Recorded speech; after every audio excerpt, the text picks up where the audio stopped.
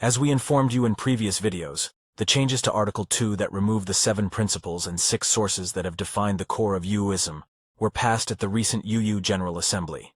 An attempt to make it final will occur at the General Assembly of 2024.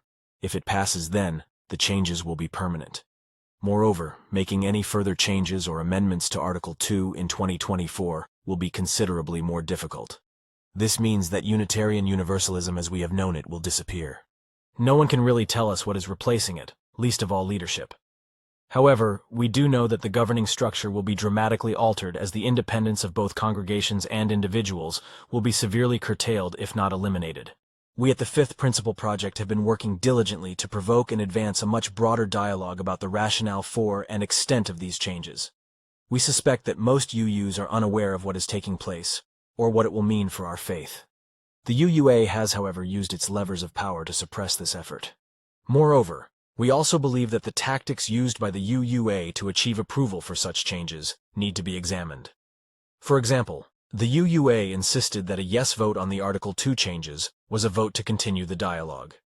They deliberately gave the impression that there would be further conversations and revisions to our principles. Many voted on that understanding.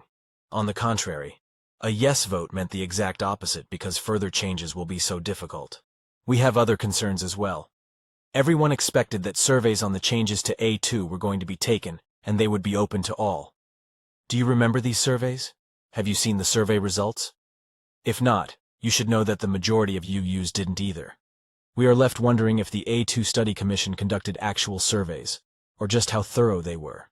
Consequently, we have no idea how the majority of UUs feel about our principles and everything else in Article 2.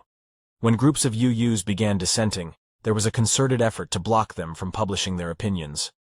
Many ministers said nothing about the proposal, leaving their congregants in the dark, or only able to hear what the UUA and the Study Commission were saying through the official UUA channels.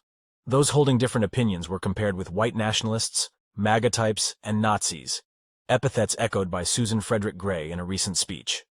She went on to call us people holding on to a fabricated imagination of a mythical past. That is not only harmful and disrespectful of fellow UUs, but is an abject smear on the history of our faith, especially coming from the president of the UUA at the national gathering. In this connection, we must mention again that no one supporting these drastic changes has ever offered anything by way of a decent rationale for why the principles and sources should be discarded. The most factual statement has been that a periodic review is mandated in the bylaws, but the bylaws also mandate more than one candidate be put forth for president. Only one candidate was offered. That is not an election, it's a coronation.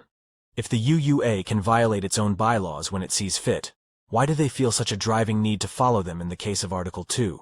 And what justifies such sweeping changes? If they have an answer, they've not revealed it. In view of the magnitude of the changes, UUs should demand answers. Furthermore, the UUA leadership that controls the speakers and the agenda at the General Assembly, not to mention the paths of communication between UUs, held elections for key UUA leadership committees and members of the board. The winners were elected with only one UUA committee-nominated candidate for each open position. Only one candidate for these positions was nominated by UU congregations. This is not democratic. It discourages congregational involvement and ensures UUA dominance.